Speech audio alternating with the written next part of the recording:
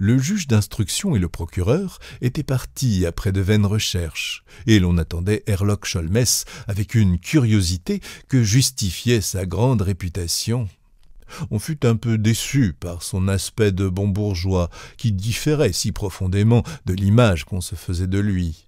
N'avait rien du héros de roman, du personnage énigmatique et diabolique qu'évoque en nous l'idée de Herlock Sholmès.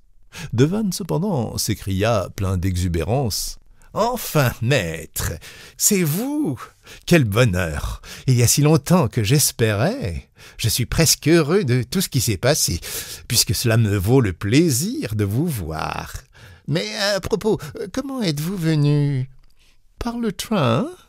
Quel dommage! Je vous avais cependant envoyé mon automobile au débarcadère.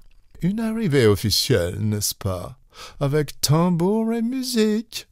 Excellent moyen pour me faciliter la besogne, bougonna l'anglais. Ce ton peu engageant déconcerta Devanne qui, s'efforçant de plaisanter, reprit « La besogne, heureusement, est plus facile que je ne vous l'avais écrit. » « Pourquoi? »« Parce que le vol a eu lieu cette nuit. » Si vous n'aviez pas annoncé ma visite, monsieur, il est probable que le vol n'aurait pas eu lieu cette nuit. Et quand donc? Demain ou un autre jour. Et en ce cas, Lupin eût été pris au piège. Et mes meubles? N'auraient pas été enlevés. Mes meubles sont ici. Ici? Ils ont été ramenés à 3 heures. Par Lupin? Par 2 fourgons militaires. Herlock Sholmès enfonça violemment son chapeau sur sa tête et rajusta son sac. Mais Devanne, au sans coup, s'écria « Que faites-vous? »« Je m'en vais. »« Et pourquoi? »« Vos meubles sont là. Arsène Lupin est loin. Mon rôle est terminé. » « Mais j'ai absolument besoin de votre concours, cher monsieur.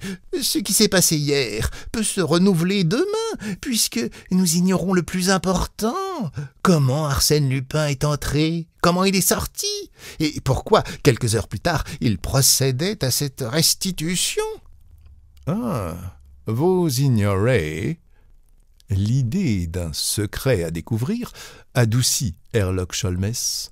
Soit, cherchons, mais vite, n'est-ce pas, et autant que possible, seul. La phrase désignait clairement les assistants. Devanne comprit et introduisit l'anglais dans le salon. D'un ton sec, en phrases qui semblaient comptées d'avance, et avec quelle parcimonie, Sholmès lui posa des questions sur la soirée de la veille, sur les convives qui s'y trouvaient, sur les habitués du château.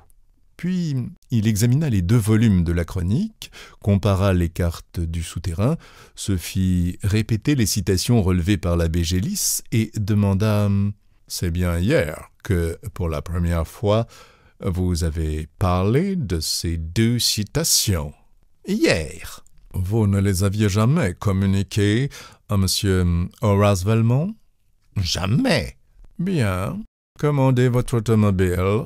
Je repars dans 1 heure. »« Dans 1 heure? » Arsène Lupin n'a pas mis davantage à résoudre le problème que vous lui avez posé. »« Moi?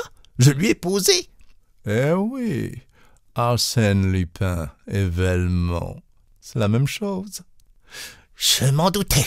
Oh, le gredin !»« Or, hier soir, à 10 heures, vous avez fourni à Lupin les éléments de vérité qui lui manquaient et qu'il cherchait depuis des semaines. Et dans le courant de la nuit, Lupin a trouvé le temps de comprendre, de réunir sa bande et de vous dévaliser. J'ai la prétention d'être aussi expéditif.